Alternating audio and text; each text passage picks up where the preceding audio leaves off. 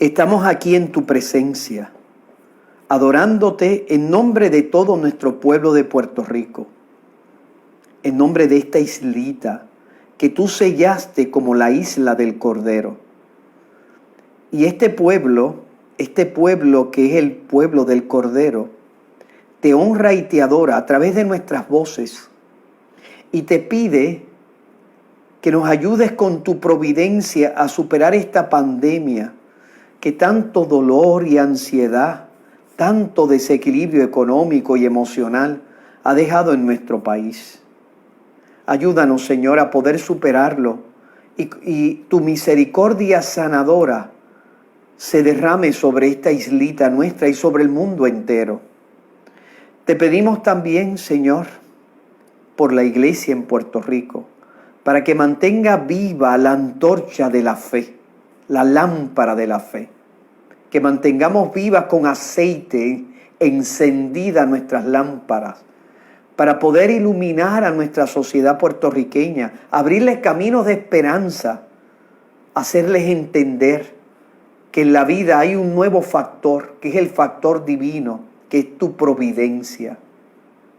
Todo esto, Señor, te lo ponemos ante tus ojos, en el nombre de Jesucristo nuestro Señor. Amén. Dios te salve, Reina y Madre, Madre de misericordia, vida, dulzura y esperanza nuestra. Dios te salve. A ti llamamos los desterrados hijos de Eva. A ti suspiramos gimiendo y llorando en este valle de lágrimas. Ea pues, Señora abogada nuestra, vuelve a nosotros esos tus ojos misericordiosos. Y después de este destierro, muéstranos a Jesús, fruto bendito de tu vientre. Oh clementísima, oh piadosa, oh dulce Virgen María. Ruega por nosotros, Santa Madre de Dios, para que seamos dignos de alcanzar las promesas de nuestro Señor Jesucristo. Amén. Fíjate que cuando nosotros, ¿verdad? Oramos, ¿verdad? Siempre la oración es sanadora, porque siempre el lenguaje de esperanza nos da el bálsamo de la esperanza. Insisto, de la esperanza. No hay problemas que tú tengas en esta vida. No hay situación, sea de muerte, enfermedad, fracaso, crisis económica, que no sea escuchada por Dios y que nos responda de manera adecuada. Y nos responderá de la manera más plena, liberándonos de todos nuestros males en la resurrección final. Por eso el creyente es bien importante que mantenga viva la oración en su corazón y sobre todo que una su oración a la Virgen María. Así lo quiere Dios. Dios ha querido que nosotros tengamos la humildad de tener que recurrir a nuestros hermanos, sentirnos pueblo, saborear que somos pueblo, es decir, que no somos versos sueltos, islas perdidas en el Pacífico, sino que somos seres humanos que tenemos una fraternidad pueblo, que somos parte de un cuerpo. Y por lo tanto, ese sentido de solidaridad, sabiendo que en esta familia de Dios hay una mamá con corazón de abuelita que se llama la Virgen María. Y lo que nuestras abuelas hacían con nosotros y con sus hijos, que eran nuestros padres, y los cuidaban y se sacrificaban y les daban dinero y los aconsejaban y sobre todo oraban por ellos. Eso es lo que es para la iglesia. Esa es la experiencia de la iglesia durante siglos de la mediación materna de María, asunta en el cielo y reina del mundo. Nada, fíjense que, como les decía, uno de los problemas que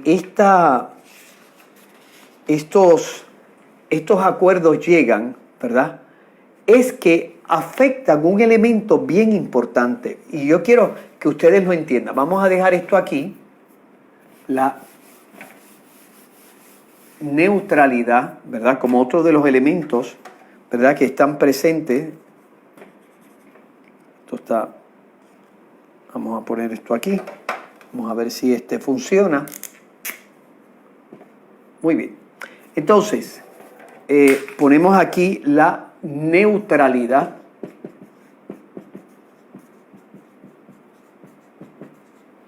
¿Verdad? Con respecto, o sea, el Estado no puede favorecer lo secular, ¿verdad? Ni desfavorecer la religión. Y fíjate, tiene que ser la neutralidad tal como nosotros lo entendemos.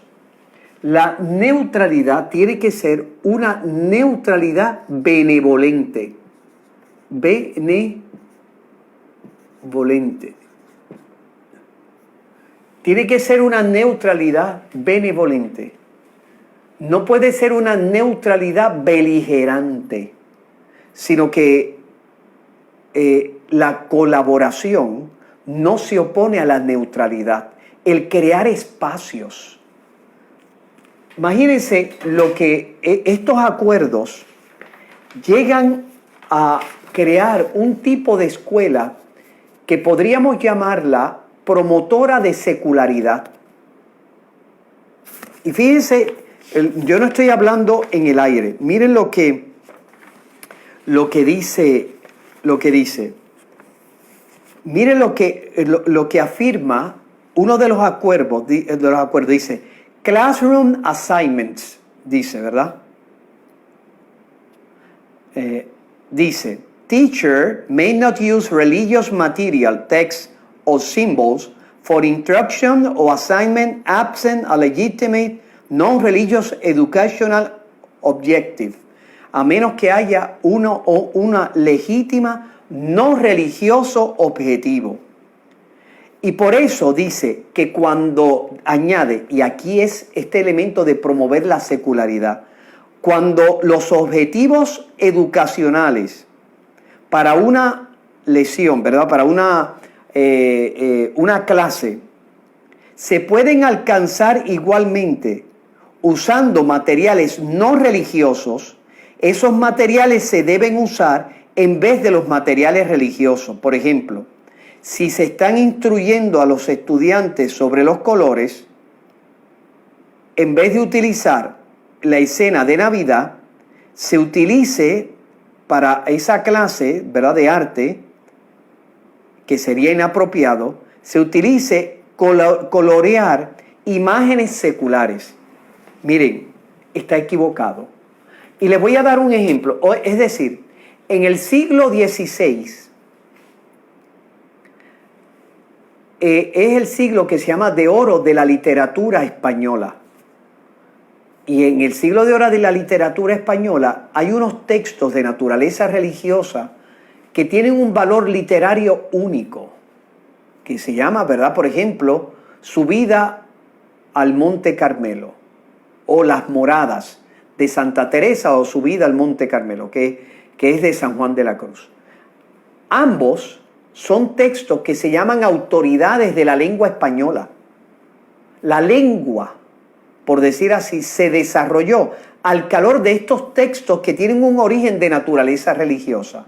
Hay estudios, por decir así, estudios lingüísticos sobre el valor de estos textos, que son únicos en la literatura española. Ustedes imagínense que yo estoy en una clase de literatura y evidentemente en el siglo XVI también se escribió el Quijote, que son dos escritos, ¿verdad?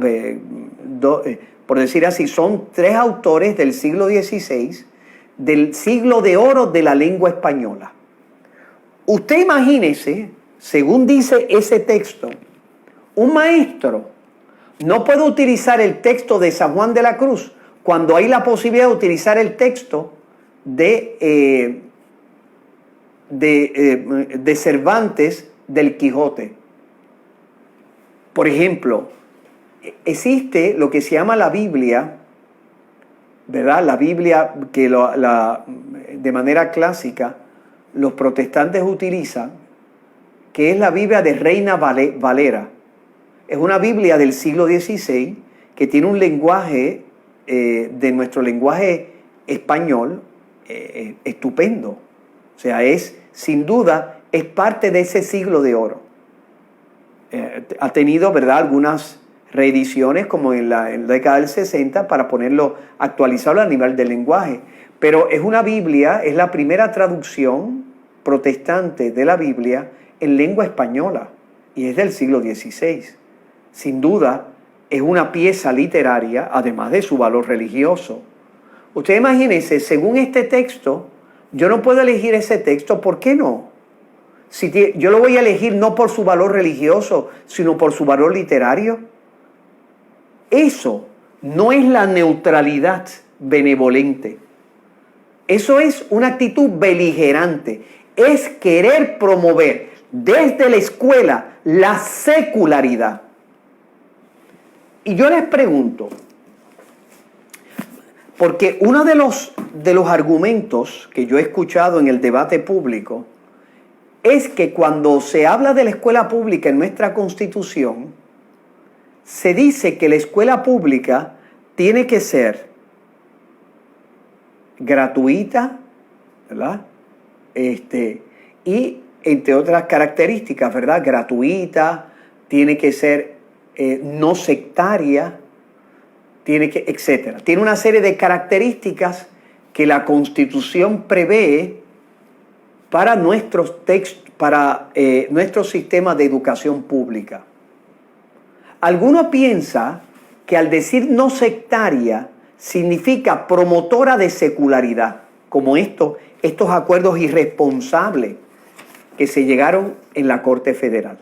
Es decir, el maestro tiene que intentar promover una visión educativa donde la religión no tiene cabida, sino tal vez como dato de historia, etcétera, pero que no tiene cabida la religión como un valor que se expresa en la literatura, que se expresa en la historia, que se expresa en la sensibilidad cultural, que se expresa en la política. Imagínense, y yo se los he dicho a ustedes, el texto más importante de la Revolución Americana es un texto que se inspira en una visión creacionista del mundo para sustentar, por decir así, una visión que sustente la dignidad humana, que no depende del concierto o de la aceptación de una autoridad pública. Yo tengo unos derechos inalienables que he recibido del Creador por el hecho de ser creado. Esa visión lleva a la Revolución Americana, a poder enfrentarse a los desmanes de la corona inglesa. Tú no puedes entender ese texto, ni puedes entender lo que sustenta como paradigma esa Revolución Americana si tú no logras entender, ¿verdad?, por decir así, lo que sustenta, por decir así, ideológicamente a esa revolución. Este texto, evidentemente, estos acuerdos son inaceptables. Pero vamos a ver, algunos dicen, es que la Constitución dice que la educación tiene que ser no sectaria. ¿Qué significa, verdad, cuando se dice que la Constitución que la educación tiene que ser no sectaria? Vamos a ver qué dicen aquellos que hicieron el texto de la Constitución. Vamos a ver qué dice. Uno de los, ¿verdad?, de los constituyentes,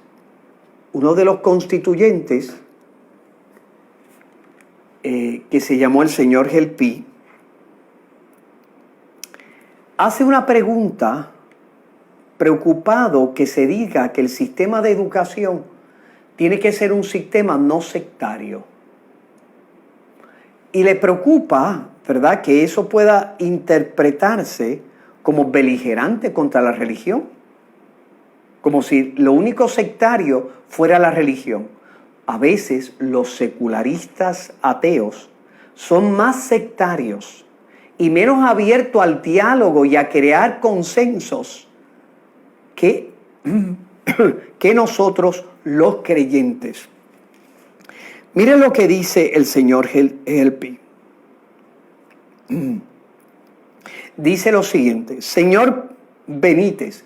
Jaime Benítez fue el que redactó la Carta de Derechos de la Constitución nuestra. Fue una figura importante en la década del 50, etcétera, en Puerto Rico. Fue una figura importante y tan importante que fue el primer rector de la Universidad de Puerto Rico, puertorriqueño, ¿verdad? Fue rector, perdón, de la Universidad de Puerto Rico y después fue el primer presidente de la Universidad de Puerto Rico. O sea que es una figura sin duda importantísima en nuestro acervo cultural y político y social. Él era una persona de tendencia, por decir así, liberal y de tendencia secularista. Mire lo que dice, le pregunta el señor Helpi. Señor Benítez, ¿podría explicarme su señoría qué quiere decir la palabra no sectario? Porque hay diferentes clases de sectarismo. En la página 2, dice, citando la Constitución, el señor Helpi, línea 7 y 8 se dice, habrá un sistema de instrucción pública el cual será libre y enteramente no sectario. Hay diferentes, sigue diciendo él, hay diferentes clases de sectarismo. Suplicaría que se me explicara esa frase no sectario. El señor Jaime Benítez le responde: quisiera remitir al compañero a lo que se dice en el informe de la página 12 en adelante, explicando precisamente lo que queremos decir por enteramente no sectario. Esto es, que no favorezca ninguna religión, que no esté adscrito a ninguna religión en particular y que se produzca dentro de ese espíritu de libertad de culto, separación de iglesia y Estado y del no establecimiento de ninguna iglesia oficial. Entonces, eso quiere decir no religioso. Escuchen bien la pregunta. Dice, entonces, eso quiere decir no religioso. A lo que el señor Benítez dice, no es eso lo que quiere decir. Quiere decir lo que le he dicho, no sectario. Fíjense, el que redactó aclara precisamente que no quiere decir no religioso. Es que no podía decirlo. Una cosa es que no sea sectario, empujando, por decir así, con coerción, empujando con un proselitismo de coerción, empujando a la gente a tener que pasar por el filtro de una religión. No. Eso, evidentemente, esos son los parámetros en los cuales sin duda hay que intentar evitar la coerción en un contexto educativo donde son estudiantes en un público cautivo. Y evidentemente hay cosas que se pueden hacer en otros contextos que en una escuela pública no se puede hacer. O sea, yo puedo por ejemplo, hacer una invocación en el Senado de Puerto Rico, pero no puedo hacer una invocación en la graduación de unos estudiantes de escuela pública. Porque sin duda, mientras en el Senado un senador o quien sea se puede levantar para no escucharme, lamentablemente, ¿verdad? En un contexto de graduación, según ha interpretado el Tribunal Supremo, el público de los graduandos es un público cautivo y se le está, de alguna manera, es una coerción contra ellos. Porque, recuerden, la libertad religiosa, o sea, uno no puede reclamar, por decir así, reclamos de libertad religiosa porque me ofende lo que yo estoy viendo. Hay muchas cosas, como les decía ayer, que a mí me ofende y eso no significa que yo tenga el derecho, por decir así, de reclamar en los tribunales. Entonces, fíjense bien que sin duda es bien importante tener en cuenta, como nos dice en este texto, que no religioso no significa, por decir así, no sectario. Y no se puede promover una actitud secularizante donde la religión se vea de una manera negativa, donde se quiera ocultar la religión, porque no es promoción de religión reconocer el valor. Por ejemplo, si yo tengo el palacio de, de Versalles, y tengo la Basílica de San Pedro como ejemplo de construcciones hermosas, ¿verdad? Desde el siglo XVI, y que tienen un valor sin duda artístico, patrimonial, patrimonios de la humanidad. Pero según está escrito, yo no puedo de ninguna manera poner, por decir así, tengo que decidirme por la opción secular. Eso atenta contra mi derecho a la libre expresión. Atenta contra mi derecho a la libre expresión. O sea, me están reprimiendo por contenido. Dese en cuenta lo grave que supone para nosotros los creyentes ese tipo de afirmación. Y fíjense que aquí no queda todo lo que esto intenta decir. Dice, ¿verdad? Dice estos acuerdos. Utiliza esta expresión, permítanme leerla en el texto. Dice, school staff may not tolerate peer-to-peer harassment, regardless of the instigating student's motivation for harassing another student. Esta frase aquí, dese en cuenta que de alguna manera deja en la ambigüedad si realmente yo como estudiante puedo hablarle a otro estudiante, que a lo mejor no es creyente, de los valores de mi creencia religiosa. Hacer un apostolado, que no es lo mismo que harassment, pero como no lo define cuáles son los contornos, resulta casi imposible no poder entender de que esto va a llevar a reprimir las expresiones religiosas. Ustedes se pueden imaginar que entre las cosas que dicen las guías federales es que pueden haber clubes de religión, que se puede utilizar los periódicos de las escuelas, ¿verdad? Que a veces se hacen, o incluso informar de que va a haber esta actividad religiosa, que se pueden reunir a leer la Biblia, a orar, que los maestros pueden reunirse a hacer sus actividades religiosas también, etc. Eso es harassment. El decirle a una persona o darle un tratadito.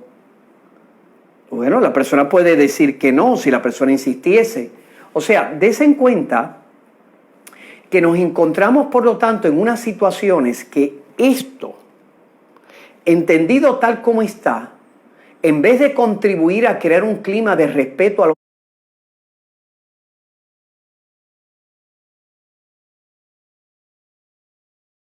diversos, lo que la iglesia piensa, dice, ¿verdad? Y nos enseña que sin duda no se opone de ninguna manera a la libertad que puede tener otra persona en el ejercicio de sus derechos. Nada, yo he querido, sé que ayer y hoy hablamos, ¿verdad?, de este tema, y lo quiero dejar ahí para que ustedes puedan reflexionar, ¿verdad?, estas cosas que les he dicho. Mañana nos volveremos a reunir para tocar estos puntos, ¿verdad?, importantes, ¿verdad?, de que hemos dejado de lo que tiene que ver con la resurrección corporal. Mañana vamos a terminarlo. Nada más quería tocar estos puntos para que ustedes vieran por qué mi oposición tan vehemente a todo lo que tiene que ver con estos acuerdos, estos 2 días. Primero, para que oren, para que nuestra libertad religiosa no sea atropellada en la educación pública. Y además, no solo para que oren, sino también para que actúen, escriban, llamen, muévanse, para que nuestras autoridades públicas sepan cuál es nuestro sentir. Nada, vamos a terminar con un Ave María y mañana continuamos con nuestro conversatorio. Dios te salve María, llena eres de gracia, el Señor es contigo. Bendita tú eres entre todas las mujeres, y bendito es el fruto de tu vientre, Jesús. Santa María, Madre de Dios, ruega por nosotros pecadores, ahora y en la hora de nuestra muerte. Amén. Y la bendición de Dios Todopoderoso, Padre, Hijo y Espíritu Santo, descienda sobre ustedes y permanezca para siempre. Amén. Recuerden, hoy a las 6 nos vemos en la misa y mañana a las 11 de la mañana en nuestro conversatorio. Gracias.